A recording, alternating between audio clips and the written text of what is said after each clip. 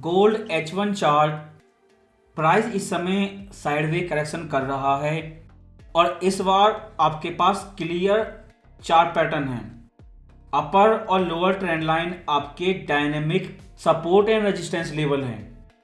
अगर रेंज ऊपर की तरफ ब्रेकआउट होती है तब भी उस कंडीशन में 2364 आपका मोस्ट इंपॉर्टेंट रेजिस्टेंस लेवल है। जब तक प्राइस इस लेवल के नीचे हैं गोल्ड बेरिश है। जैसे पहले बताया था, ट्रेंड लाइन ब्रेकआउट होने पे बेरिश, ट्रेंड लाइन ब्रेकआउट हुई और प्राइस उसके नीचे रहा।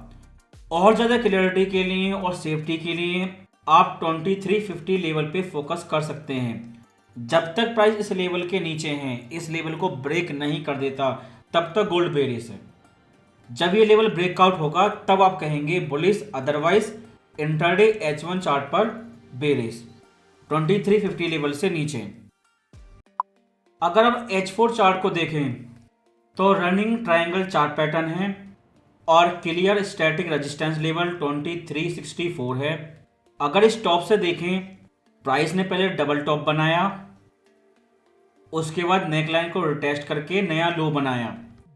लेकिन उससे भी ज़्यादा इंपॉर्टेंट चीज़ अगर आप देखें तो प्राइस इस समय $100 की रेंज में साइडवे है।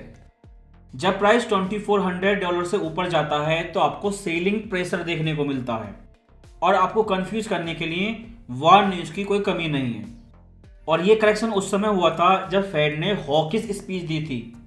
पिछले हफ्ते की FOMC speech total time based थी। उन्होंने सारी चीज़ें अप्रैल महीने की स्पीच में बोल दी थी। और नीचे की तरफ देखें तो 2300 लेवल के पास में बाइंग प्रेशर देखने को मिलता है। अब तक प्राइस 3 बार इस लेवल को ट्राई कर चुका है, लेकिन तीनों ही बार आपको रिजेक्शन देखने को मिला, क्योंकि अप्रैल महीने की स्पीच तो हॉकिश थी। ये सारे इकोनॉमिक डेटा आने से पहले बोले थी, लेकिन ये स्पीच डॉविश थी। इसलिए 2300 लेवल को ये ब्रेकआउट नहीं कर पाया पिछले हफ्ते। और इन्होंने QT टेपरिंग भी स्टार्ट कर दी है, जो एक तरह से डॉविश साइन ही है, जो मेजर कारण था प्राइस इस रेंज को ब्रेकआउट नहीं कर पाया। लेकिन पिछले हफ्ते की स्पीच को आप देखें, जो इस बुलिश ट्रेंड के समय हुआ था, FOMC मेंबर की टोन, चाहे वो पॉवेल हो या साधारण नॉन वोटिंग मेंबर, इन सब की टोन में अंतर है। आप कह सकते हैं यू टर्न हो चुका है। जैसे उस समय इन्फ्लेशन को इग्नोर कर रहे थे, अब वो इन्फ्लेशन पर डायरेक्ट अटैक कर रहे हैं। उन्होंने बोल दिया है फर्स्ट क्वार्टर की इन्फ्लेशन के बाद अब उन्हें कॉन्फिडेंस नहीं है रेट कट करने का। जब तक वो कॉन्फिडेंस नहीं बढ़ेगा वो रेट कट नहीं करेंगे। और इन बुल्स ने जो गोल्ड बाय किया था उनके लिए अब बाइंग का कोई कारण नहीं है, वो ऑलरेडी प्रॉफिट टेकिंग कर चुके हैं। इसलिए H4 चार्ट पर आपके पास clear technical support and resistance level है। 2350 लेवल के नीचे प्राइस बेरिश है और एक क्लियर ट्रायंगल चार्ट पैटर्न भी है। सो टेक्निकल के बेस पे जितनी भी चीज़ें होनी चाहिए वो सब इस बार आपके पास हैं इस हफ्ते। अगर इकोनॉमिक इंडिकेटर को देखें तो इस हफ्ते ऐसी कोई न्यूज़ नहीं है, क्योंकि FOMC ब्लैकआउट पीरियड खत्म हो चुका है। FOMC मेंबर स्पीच देंगे और वो ऑलरेडी हॉकिश मोड में है, और जो भी स्पीच देंगे वो हॉकिश होगी। और अगर वो हॉकिश स्पीच देते हैं तो ये रेंज ब्रेकआउट कर सकता है नीचे की तरफ।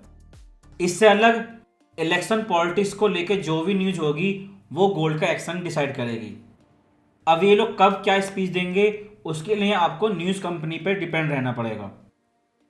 अगर पिछले हफ्ते की स्पीच की मोस्ट इंपॉर्टेंट लाइन को आप देखें और इंट्राडे ट्रेडर के लिए, क्योंकि यहाँ तो आपके पास क्लियर टेक्निकल सेटअप है, क्योंकि कुछ लोग अभी भी फोमो बाइंग मोड में हैं। अगर डेली चार्ट को आप देखें, top to bottom WXY wave complete हो चुकी है। वेव वाई ने एग्जैक्टली 38% प्रोजेक्शन पे रिजेक्शन भी शो किया और आपके पास एक करेक्शन भी है, लेकिन अभी भी प्राइस कम से भी कम 38% रिट्रेसमेंट के ऊपर है। अगर वो H4 लेवल के सपोर्ट लेवल ब्रेकआउट हो जाते हैं तो डेली टाइम फ्रेम पे आपके पास अगला सपोर्ट लेवल 2200 होगा। लेकिन इस चीज़ को आप ध्यान से देखें, जैसा फेड ने पिछले हफ्ते स्पीच में बोला है उन्होंने 1000 शब्द ना बोल के अगले 10 या 5 साल की स्ट्रेटजी ने बता के उन्होंने एक शब्द के 2 टुकड़े करके सब चीज़ समझा दी। उन्होंने क्लियर बोला है, ना तो उन्हें स्टैक दिखाई देता है और ना ही फिलेशन। और ये भी चैलेंज कर दिया कि जो लोग स्टैगफ्लेशन बोल रहे हैं उसका आधार क्या है, और ये भी क्लियर बोल दिया उन्हें रेट हाइक दिखाई नहीं देती। आगे या तो कट होगा लेकिन रेट हाइक नहीं होगा। अगर साधारण व्यक्ति के लिए सीधे सीधे शब्दों में बोलें स्टैगफ्लेशन चीज क्या है, तो इसे ऐसे समझिए जैसे छोटे बच्चे भूत के नाम से डरते हैं, ये पॉलिसी मेकर स्टैगफ्लेशन से डरते हैं। क्योंकि पहली बात तो इस बीमारी का कोई इलाज नहीं है, और इलाज है भी तो कम से कम 3 प्रेसिडेंट अमेरिका के शहीद हो जाएंगे इसे फिक्स करने में। क्योंकि फेड ने क्लियर बोला है उन्हें रेट हाइक दिखाई नहीं देता, और चैलेंज भी कर दिया है वो जितना भी रेट कट करेंगे उससे ज़्यादा आने वाले समय में उन्हें रेट हाइक करना होगा। स्टैगफ्लेशन का सीधा सीधा अर्थ ये है ट्रेडिंग के रूप में। अगर ऐसा होता है तो प्राइस धीरे धीरे 2200 लेवल को रिटेस्ट कर देगा। अगर रेट हाइक नहीं होता और फेड पे अंधा विश्वास है तो आप फोमो बाइंग कंटिन्यू कर सकते हैं। पहले अप्रैल के महीने में बोला था, अब मई के महीने में फिर से बोला है गोल्डमैन सैक्स बैंक ने कि उनका टारगेट 2700 है। और जैसा कि टॉप के समय आपने देखा था वॉर न्यूज आई थी लगातार, और ज़्यादा मोटिवेशन चाहिए तो एक न्यूज़ कंपनी कह रही है चाइना ने गोल्ड इसलिए खरीदा है कि वो ताइवान पे हमला करेंगे। लेकिन करेक्शन स्टार्ट हो चुका है। अगर H4 टाइम फ्रेम के लेवल ब्रेक हुए तो ये 2200 लेवल को टेस्ट कर सकता है। H4 टाइम फ्रेम के बाद डेली और डेली के बाद वीकली चार्ट को आप देखें तो 2 कैंडलस्टिक ने रिजेक्शन शो किया और 2 रेड कैंडलस्टिक हैं, और इन 2 लाल कैंडलस्टिक के बाद में लोगों की टोन बदल चुकी है। कहते अभी भी $3000 हैं, लेकिन स्वर पहले की तुलना में थोड़े धीमे हैं। और प्रॉब्लम वीकली चार्ट के साथ ये है पास में कोई बड़ा सपोर्ट लेवल नहीं है।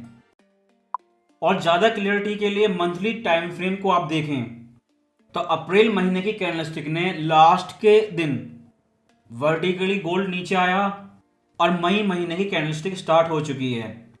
अगर साइडवे करेक्शन है इस रेंज ब्रेकआउट के बाद तो साइडवे करेक्शन स्टार्ट हो चुका है। $100 की रेंज आपको H4 टाइम फ्रेम पे समझाई है। लेकिन अगर जिगजैग करेक्शन है तो ये स्टैगफ्लेशन जो नया नैरेटिव फेड ने स्टार्ट किया है उस पर डिपेंड करता है। लेकिन मंथली चार्ट पर एक इनविजिबल सपोर्ट है 2240 लेवल के पास में, जो इंट्राडे चार्ट पर एक स्ट्रॉन्ग सपोर्ट लेवल हो सकता है। लेकिन जो ये स्टैगफ्लेशन फेड ने बोली थी ये 2018 में स्टार्ट हुई थी और 2024 में इसे आंख बंद कर कर इग्नोर कर रहे हैं। तो ये ट्रेड तो कंप्लीट हो चुकी है। कुछ लोग एक्सनेस ब्रोकर पर ट्रेड कर रहे हैं, वो हर डॉलर पर $9 एक्स्ट्रा चार्ज कर रहे हैं। लेकिन ऑक्टा एफएस पे इनकी तुलना में लगभग 0 चार्ज है। अगर पुराने अकाउंट हैं तो इस आईबी से जुड़ सकते हैं, नए हैं तो इस आईबी पे अपने अकाउंट ओपन कर सकते हैं। लेकिन अगर जानकारी नहीं है तो $9 का इतना ज़्यादा कमीशन पे नहीं करें, क्योंकि मुझे लगता है ये सेंट डॉलर अकाउंट वाला खेल है, क्योंकि ये ऑक्टा में नहीं है इसीलिए लोग इतना ज़्यादा कमीशन पे कर रहे हैं। और एमसीएक्स गोल्ड के डेली चार्ट को देखें तो ये मार्च 2021 से लगातार अप ट्रेंड में है। अगर मान लीजिए कुछ भी ऐसा होता है, स्पॉट गोल्ड डॉलर टर्म में $2000 चला भी गया, तो आप देख सकते हैं उस कंडीशन में ये एमसीएक्स चार्ट इतना नीचे नहीं जाता जितना वो जाता है, लेकिन ऊपर डॉलर की तुलना में ज़्यादा जाता है। आप इन दोनों मार्केट के सेंटीमेंट को मिक्स ना करें। जिस तरह बाइडेन लगातार गवर्नमेंट स्पेंडिंग करते जा रहे हैं जिसकी वजह से गोल्ड ने रेंज ब्रेकआउट करी, उसी तरह यहाँ भी गवर्नमेंट स्पेंडिंग की प्रॉब्लम है। लेकिन टेक्निकली आप चार्ट भी देख सकते हैं और दोनों कंट्री की फिजिकल पॉलिसी के अंतर को भी देख सकते हैं, लेकिन दोनों चार्ट को मिक्स ना करें, दोनों सेंटीमेंट को मिक्स ना करें। एमसीएक्स चार्ट को देख के आप डॉलर गोल्ड प्राइस को बुलिश ना बताएं। इंटरडे स्कैल्पर ट्रेडर के लिए आप H4 टाइम फ्रेम पर फोकस करें। आपके पास क्लियर सपोर्ट एंड रेजिस्टेंस हैं, चार्ट पैटर्न हैं और कन्फ्यूजन का जो आधार है, दो अलग अलग चार्ट वो आपको समझा दिए हैं। और ये साइकोलॉजिकल 2300 लेवल ब्रेकआउट हो जाता है तो अगला लेवल 2200। अगर केवल कट होगा तो गोल्ड ऊपर और इलेक्शन के तुरंत बाद इनके असली रंग रेट हाइक का ड्रामा तो गोल्ड नीचे।